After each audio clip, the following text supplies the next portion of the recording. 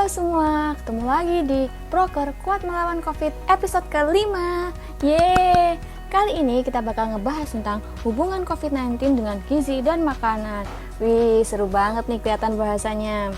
Jadi kita bakal bahas ada 4 materi nih. Yang pertama ada gizi dan COVID-19, yang kedua ada peran dan sumber zat gizi yang berkaitan dengan COVID-19, yang ketiga ada prinsip pengolahan pangan untuk menjaga kandungan zat gizi, dan yang keempat ada pencegahan penularan COVID-19 melalui makanan.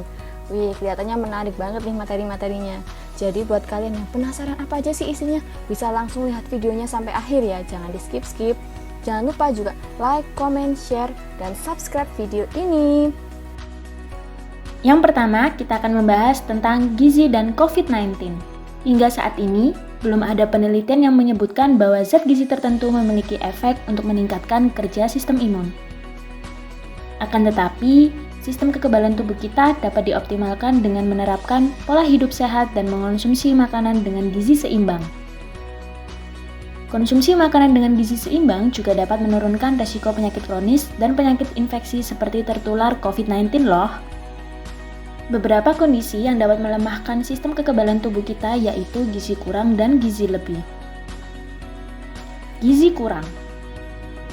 Banyak penelitian yang telah menyebutkan bahwa kurang gizi berkaitan erat dengan menurunnya kerja sistem imun, sehingga melemahkan pertahanan tubuh kita terhadap virus atau bakteri.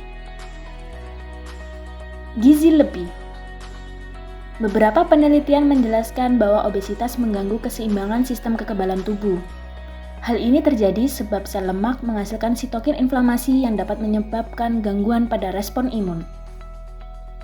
Kedua, peran dan sumber zat gizi yang berkaitan dengan COVID-19. Protein. Protein memiliki peran yang sangat penting untuk membentuk antibodi dalam sel darah putih. Apabila asupan protein cukup, maka tubuh dapat lebih aktif dalam mengenali virus atau bakteri, sehingga dapat terhindar dari infeksi. Oleh karena itu, kebutuhan protein kita cenderung meningkat pada saat terinfeksi virus atau bakteri.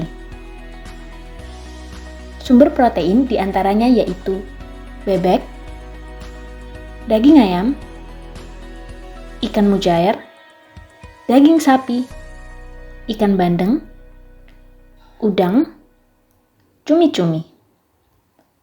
Zinc. Zinc berperan sebagai penahan masuknya virus ke dalam tubuh. Selain itu, zinc juga berperan dalam menghasilkan antibodi, khususnya IgG. IgG tersebut berfungsi untuk membunuh virus yang masuk dan mengalami apoptosis. Sumber zinc diantaranya yaitu kacang merah kering, jagung, udang papai, kuaci, kacang tolo, kacang kedelai. Vitamin C. Vitamin C meningkatkan daya tahan tubuh melalui mekanisme innate immune response dengan mengaktifkan makrofag, neutrofil atau fagositosis, serta meningkatkan level antibodi dengan peningkatan kerja limfosit B dan T. Selain itu, vitamin C juga dapat mencegah kemungkinan infeksi pada saluran nafas bagian bawah seperti COVID-19. Sumber vitamin C diantaranya yaitu jambu monyet,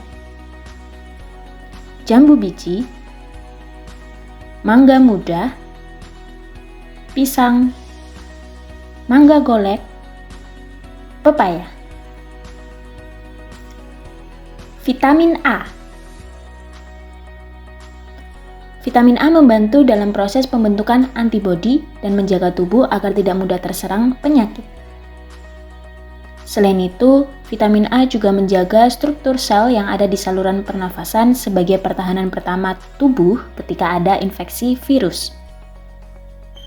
Sumber vitamin A diantaranya yaitu hati sapi, kuning telur ayam, kuning telur bebek, mangga, pisang, pepaya, wortel. Vitamin D. Vitamin D berperan dalam menurunkan resiko infeksi melalui beberapa mekanisme, di antaranya yaitu meningkatkan imunitas seluler, sebagian dengan mengurangi badai sitokin yang disebabkan oleh sistem kekebalan tubuh bawaan. Sistem kekebalan tubuh bawaan ini menghasilkan sitokin proinflamasi dan antiinflamasi sebagai respons terhadap infeksi virus dan bakteri seperti COVID-19. Sumber vitamin D diantaranya yaitu talas, kacang mete, kacang tanah tanpa kulit, telur ayam, udang, kangkung, sawi hijau. Vitamin E. Vitamin E memiliki sifat antioksidan dan anti radang yang dapat memperkuat daya tahan tubuh untuk melawan infeksi virus atau bakteri. Selain itu, vitamin E juga dapat meningkatkan produksi antibodi untuk melawan penyakit dan menangkal radikal bebas loh. Sumber vitamin E diantaranya yaitu ikan cakalang, telur ayam, ikan pindang kembung, ikan bandeng, telur puyuh, belut. Vitamin B. Vitamin B khususnya B6, B9, B12 berperan sebagai respon pertama tubuh setelah diduga adanya virus atau patogen lain. Vitamin B berfungsi untuk mempengaruhi produksi dan aktivitas sel natural killer. Sel natural killer bekerja dengan menyebabkan sel yang terinfeksi mengalami apoptosis. Jika sudah mengalami apoptosis, maka virus tidak bisa menginfeksi sel-sel lain sehingga mencegah terjadinya infeksi virus lebih lanjut. Sumber vitamin B6 diantaranya yaitu ikan lele, kentang, bayam, hati sapi, hati ayam. Sumber vitamin B9 diantaranya yaitu hati ayam, hati sapi, kacang merah, bayam, sawi hijau. Sumber vitamin B12 diantaranya yaitu hati sapi, hati ayam, ikan lele, kuning telur, ikan asin. Dan yang ketiga adalah prinsip pengolahan pangan untuk menjaga kandungan zat gizi. Pengolahan bahan makanan itu apa sih? Jadi pengolahan bahan makanan itu merupakan metode yang kita gunakan untuk mengubah bahan mentah menjadi makanan atau mengubah makanan menjadi bentuk lain supaya dapat dikonsumsi. Salah satu untuk mengolah bahan pangan itu bisa menggunakan panas. Penggunaan panas dalam proses pengolahan makanan bisa berpengaruh pada nilai bahan makanan tersebut. Nilai apa? Nilai gizi. Semua cara pemasakan itu sebenarnya memiliki resiko untuk menyebabkan pengurangan kandungan gizi apabila tidak diolah dengan teknik ataupun suhu yang tepat sesuai jenis bahan. Namun, proses pengolahan juga dapat menguntungkan loh untuk komponen zat gizi bahan pangan seperti perubahan kadar kandungan zat gizi, peningkatan daya cerna, dan penurunan berbagai senyawa anti nutrisi. Contohnya, perebusan kacang kedelai mentah dapat meningkatkan daya cerna dan ketersediaan protein. Berikut hal-hal yang perlu banget diperhatikan dalam pengolahan makanan. Yang pertama, mencuci bahan masakan terlebih dahulu dengan air mengalir. Yang kedua, memperhatikan waktu, suhu, dan air saat memasak. Yang ketiga, pilih metode memasak yang sesuai. Dan yang keempat, alternatif bisa mengkonsumsi air rebusan sayur dengan menyajikan makanan, seperti sup. Dan lanjut nih ke materi yang keempat atau materi yang terakhir, tentang pencegahan penularan COVID-19 melalui makanan. Sebenarnya sampai saat ini belum ada bukti COVID-19 ini bisa ditularkan melalui makanan.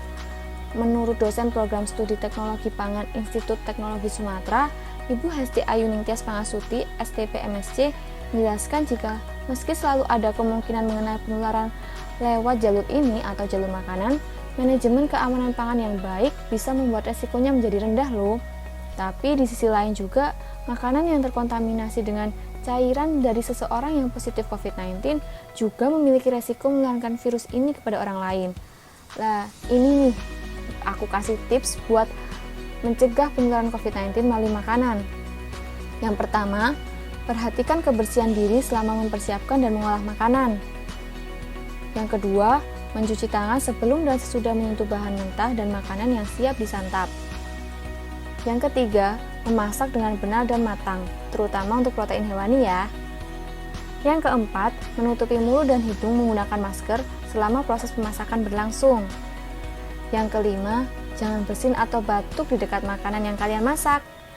Yang keenam, bersihkan semua alat makan yang kontak langsung dengan makanan. Yang ketujuh, jangan lupa untuk menggunakan alat makan yang berbeda untuk setiap orangnya. Yang kedelapan, jika memiliki tanda-tanda terinfeksi COVID-19, jangan memaksakan diri untuk memasak buat orang lain ya. Jadi, itu tadi sekilas info tentang hubungan COVID-19 dengan gizi dan makanan. Wih, udah dapat banyak banget nih informasinya kan?